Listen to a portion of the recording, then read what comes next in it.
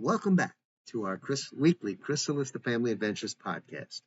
Today we're shortening the intro because we were losing people. So from today you get just the show. No preamble. We're still in the courtroom for the fourth and final hearing, episode 57, Guilty or Not, The Ordeal. After lunch break, Stern resumes her questioning of Samantha, and then it's Officer Bradock's turn. Unfortunately, Braddock encounters a hard time, and it almost seems he's going to confess. He's so pushed into a corner by everyone. But Sergeant Riley saves the day for him in a very shocking claim that he saw no sexual assault. And now for episode 57, Guilty or Not, The Ordeal. Internal, courthouse cafeteria, early afternoon.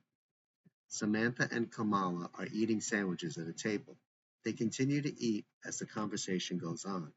Kamala, these are good. How'd you get to be so good? Samantha, I don't know. Guess because I like it. Kamala, that's great. That means you got a calling. Samantha, don't get carried away. I'm not sure I'm ready to make that kind of decision.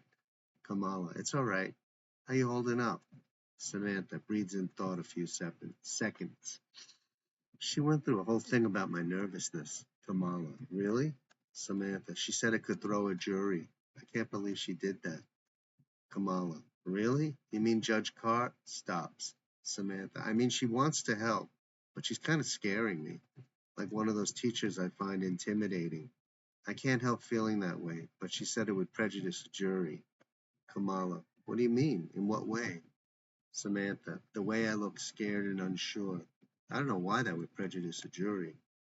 Kamala, maybe because it looked like you were trying to hide something? Samantha, what would I be trying to hide?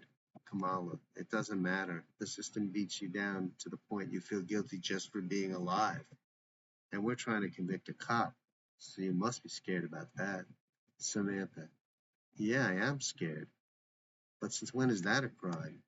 Kamala, don't worry, honey. I'll hold you and massage you when we get home. Samantha, thanks, but I wish I could do something for you. Kamala, you did. You think I didn't feel your amazing massage because I was mostly asleep? That really helped, by the way. Samantha, I know you felt it because you smiled. They smile. Samantha, she was all over you too. Kamala, I think she's on our side. Samantha, yeah, I know you're right. But it looks like we got to go through a whole trial. Kamala, that's usually how it is. They eat a little while in silence. Samantha, you don't think that guy's going to cave? Kamala, they usually don't, I'm sorry to say. Samantha, that's a shame. Like I haven't already missed school. Kamala, a lot of kids would love to miss school. Samantha, and Grandpa's barely helping me. He spends all day with Josh, and then he's too tired to help me. That's what always happens. I get shoved out. Kamala, yeah, but Josh is suspended from school. Samantha, but that doesn't help me catch up. I'll never get back those years I missed. Kamala, oh my God, was it that long? Samantha, at the rate they teach, even one day can break you. Kamala, they're trying to keep America ahead of the rest of the world, which I know is stupid. America's ranking is lower than other countries, and they think they can fix it by hitting us hard with more data and facts. But that's not the way. Caption, and now, continuing on in and out of the cocoon, theme music display, caption, and now, the family adventure continues. Samantha is back on the stand, and Stern stands before her. Stern, thank you, Miss Stivick, for your patience and fortitude. I just have a few more questions I'd like to ask you. So are you sure you were raped in your rear by a police stick? Yes, I was. Stern, and you're 100% confident that the person raping you was Officer Braddock? Samantha, yes, it was definitely Braddock. There was no one else there. Stern, just to reaffirm, you didn't visually see him raping you. Samantha, no, but I felt him and I heard him. Stern, you felt him? You mean you felt the stick? Samantha, No, I felt him pulling down my pants right before he shoved the stick up inside my ass. There's no way it could have been anyone else. Stern. Okay, your partner and you stated that you were rescued by Sergeant Riley, the officer sitting over there, points toward Riley. Did he take you to the hospital? Samantha. Huh? No, he took us to Kamala, where Kamala's mom was. She was really frightened for us. Stern. Okay, I'm a little confused here. You stated that the rape incident caused you to develop PTSD. Would that not require immediate hospitalization? Carmichael, banging gavel. Miss Stern, what kind of fools do you take us for? PTSD doesn't come on as sudden onset. It manifests over time as the victim of the trauma has difficulty dealing with life and experiences recurring traumas. We will need to call in an expert witness at trial. Stern, Miss Stivic, Carmichael, banging gavel, softer. I think that's enough. These two witnesses described the scene that is the subject of this hearing and the forthcoming trial. We can dispense with the after effects because they have no bearing on whether or not the assault occurred. You may step down, Miss Stivic. Samantha steps down and returns to her seat where she leans over to Kamala. Samantha, low voice to Kamala. You're right. She's on our side. Kamala smiles. Carmichael. Luke, call your next witness. Watkins, rising. I'd like to call, no surprise, Officer Bradock. Bailiff, Officer Justin Bradock. Please approach the witness stand. Bradock gets up, goes to the stand, and stands, right hand raised. Bailiff, Officer Bradock, do you affirm before this court that your words will contain the whole truth and nothing but the truth? Bradock, I do. He sits down. He shows practically no emotion. Watkins, Officer Bradock, how are you today? Bradock, I'm fine and in great shape. Watkins, glad to hear that. I'll bet that wasn't true the day in question. Bradock looks to Stern for a cue, who herself is giving Watkins a look of great displeasure. Bradock, I'm sorry, were you asking me a question? Watkins, no, more like an observation. Can you please describe the scene from the moment you first saw the girls at the protest? Bradock, well, as was already said, the scene was becoming more and more chaotic. We were dispatched to make sure things didn't get out of hand, so we moved in. Watkins, why did you arrest Miss Jackson? Bradock, I was one of several officers assigned to the area the two girls were in. As Miss Jackson said, the scene was chaotic. I heard someone shouting at the top of her lungs, and it's just like she said. When I looked over, I saw a larger person grabbing the arm of a smaller person. I had no idea who they were, but in view of the chaos, the disorder, the pandemonium, it made sense to bring her in, at least for questioning. Watkins, Miss Jackson stated you never questioned her or her partner, simply gave orders. Are you saying she lied? Bradock, well, she also said I raped her, and that's not true. Kamala and Samantha look aghast. Watkins, did you question her or her partner or not? Bradock, I never got a chance. Sergeant Riley alerted me to more important matters. Watkins, good save. Bradock, excuse me? Stern, objection, suggestive and implicative language. Carmichael, that's a strange objection, but Luke, please stay within the lane. Just ask questions. Watkins, the plaintiffs claim you never questioned them, but instead made snide comments about having seen Miss Jackson before, a remark officers have been known to use with black people especially, and ordering them to turn around and face the wall and strip, which they correctly said was only possible if a female officer were present, which there wasn't, and then proceeded to strip them yourself. Stern, objection. Is there a question, or are you baiting the witness with already heard testimony? Watkins, Miss Stern, there are obviously two different stories here. I'm simply repeating what the previous two witnesses said, which means somebody's obviously perjuring. Mr. Officer Bradock, did you state to Miss Jackson that you had seen her before? Bradock, no. Watkins gives him a questioning eyebrow raise.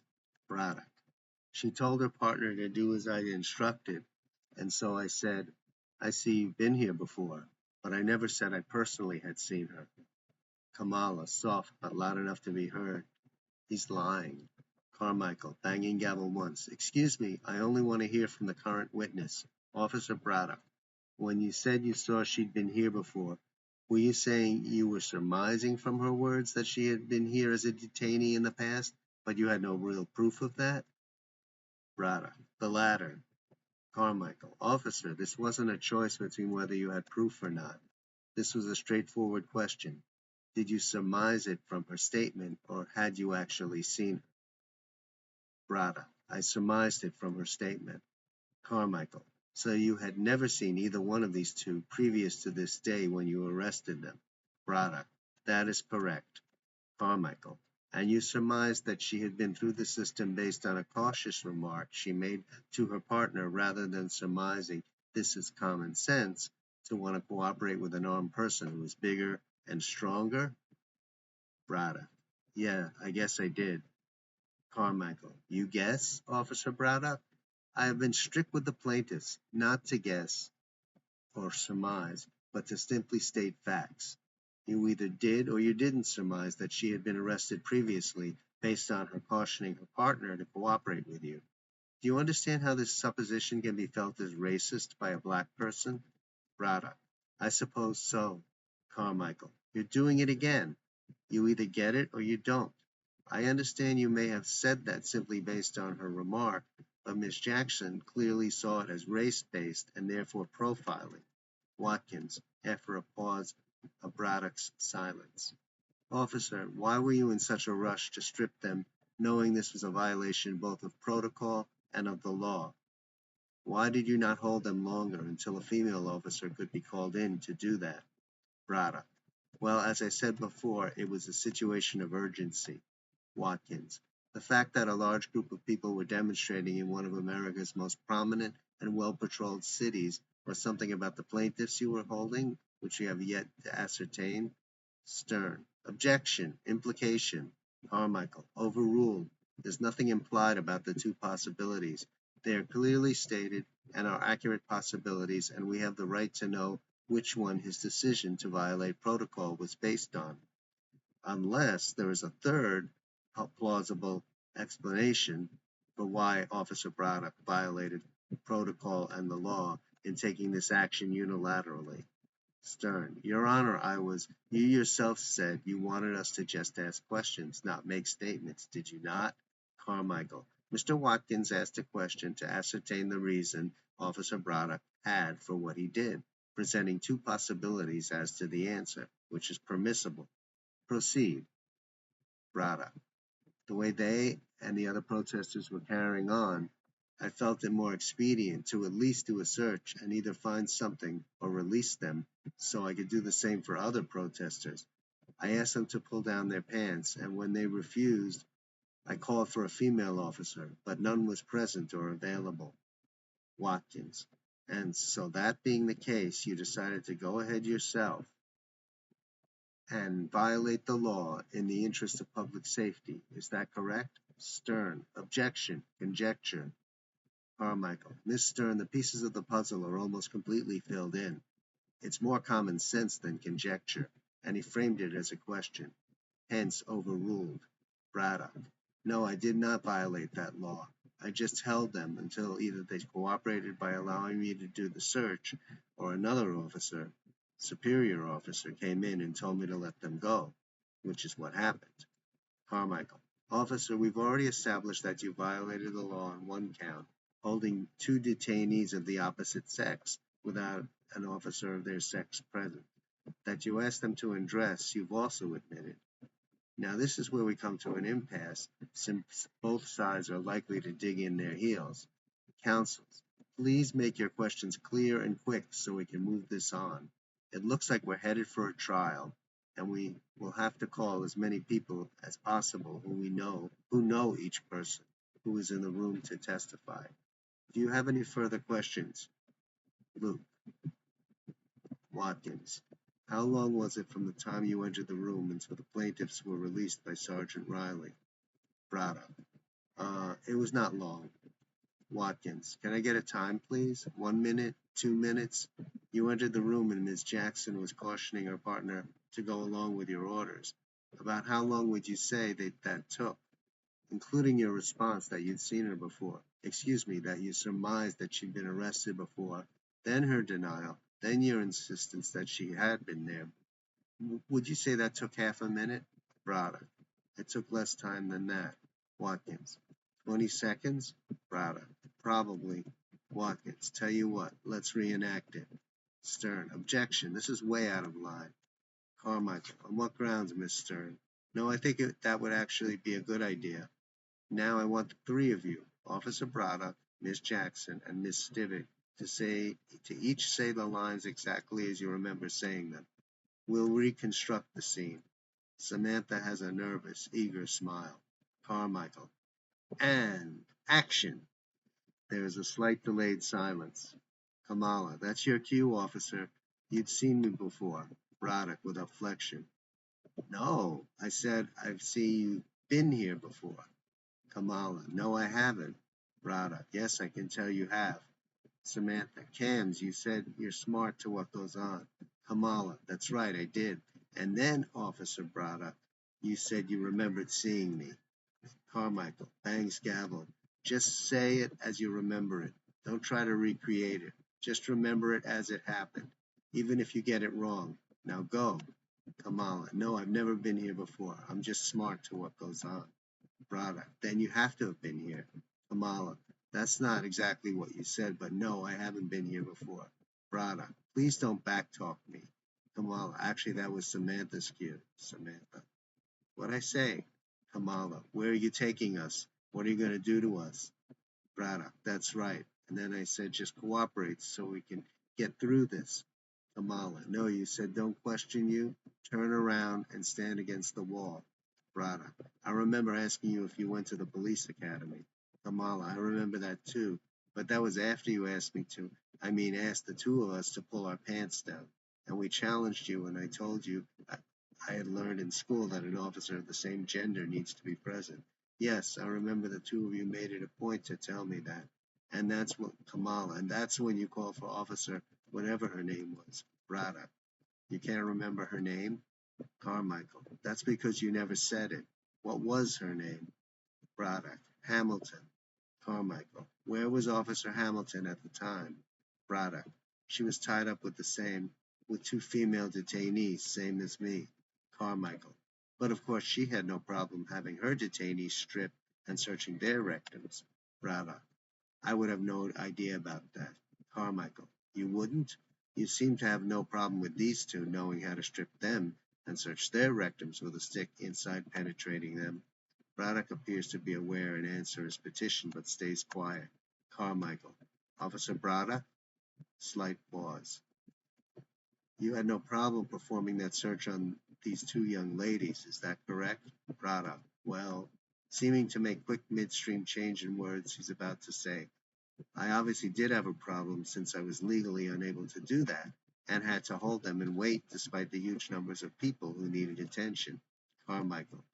But obviously not for long because you asked these two to undress anyway. You clearly weren't prepared to wait for the availability of a female officer. Braddock. It would have meant them being detained a long time and we just didn't have the resources for that. Carmichael. The Los Angeles Police Department. For public safety, we hold people for as long as we need to, right? Braddock. Right. Carmichael. So what was the rush? Braddock. Excuse me? Who said there was a rush? Carmichael. Miss Jackson testified that you told her you had another 1,000 people to arrest and book. Samantha. He said, are you going to make me wait all night? And he also said, let's get moving, ladies. That's when he said, I got another 1,000 people to arrest and book. Ask him how he knew it was 1,000. Carmichael. Officer Bradock? Bradock. Your Honor, you know there were thousands of people there. I was trying the best I could with, as you see, limited resources to get whoever needed to be booked put into a cell. As you know both from the video and the girl's testimony, there really were dangerous people. We didn't know who they were or whether they were part of the Black Lives Matter. Carmichael. Okay, thank you. Is there anything else I haven't asked you that you'd like to ask, Luke? Or can we go forward with Ms. Stern's questioning? Watkins. Yes, Your Honor. Officer Braddock, having told us you asked them to get naked, what was your plan going to be once they were undressed? Braddock. To search them for any evidence of illegal activity. Watkins. Where were you going to search? Braddock. wherever I could, but they didn't want to cooperate, so I had to just wait until a female officer was present. Watkins. But the number of suspects was overflowing, so that put you in a quandary, right? Stern. Objection. Implicative and suggestive questioning. Carmichael. Here we go again. I'll take over, Luke. And so, Officer Bradock, you, in the interest of public safety, strip them and search them yourself. Bradock. I did not. Carmichael. Miss Stern, your witness. Stern. What are we going to do with you, officer? So it was a mere half-minute we've just spent close to 5 minutes arguing over. Who said what? Braddock. Miss Jackson said to cooperate. I said I've seen you been stern, laughing. No, I was being colloquial. I think we know who said what, as mixed up as the storytelling was. When exactly did you ask the plaintiffs to undress? I mean, how soon after entry to this holding cell did you request that? Kamala, mumbling. It wasn't a request, it was an order. Oh, she was mumbling. I'm sorry. It wasn't a request. It was an order. Braddock. All right, it was an order. It was right. Yeah, it was right away. Stern. And were you aware at that time that you were violating the law? Braddock. Yes, I was. Stern. For public safety, right? Braddock. Correct. Stern. You said it was of urgent necessity due to the large number of people in the area, some of whom, by all accounts in this courtroom, including the cameo, were dangerous. Is that correct? Bradock. Yes, it is. Stern. And is that why you felt it more urgent as a matter of public safety to conduct a search on the plaintiffs? Bradock. No. I held them, yes. I asked them to undress so we could complete the search. Stern. And when they didn't comply? Bradock. I just kept them there until a female officer became available. Stern. But one never did become available, correct? Bradock. I'm sure one would have had not Sergeant Riley not intervened. Stern. Correct. And that was the last you saw of them? Braddock. Correct. Stern. No further questions. Carmichael. We have only one other witness, Sergeant Riley. Would either of you like to question him? Bailiff. Sergeant Brad Riley, please approach the witness stand. Riley gets up, goes to the stand, and stands, right hand raised. Bailiff. Sergeant Riley, do you affirm your answers will contain the whole truth and nothing but the truth? Riley, I do. Watkins. Please tell the court the time you entered the room where the two detainees were being held. Riley. It was about 8:30 at night. Watkins. And your purpose for entering that room? Riley. It is my job to keep an eye on my officers and make sure they are doing their job. When they are very busy, I have to do their work as well. Watkins. Tell us exactly what you saw upon entering the room. Riley. It was just as my officer stated. He was holding the two girls, and I made the judgment call to release them and even drove them to where Miss Jackson instructed me so they could be reunited with her mother, who was acting as best she could as their guardian. Watkins. Miss Jackson and Miss Stivic both claimed you rescued them from Officer Bradock's sodomizing of them. Riley. I'm sorry, much as I'd like to be a hero, the most I can claim is that I freed them from detainment. But if they had been sodomized, I did not see any evidence of that. There is hushed yet pronounced gasping. The two girls react with shocked despair. Riley.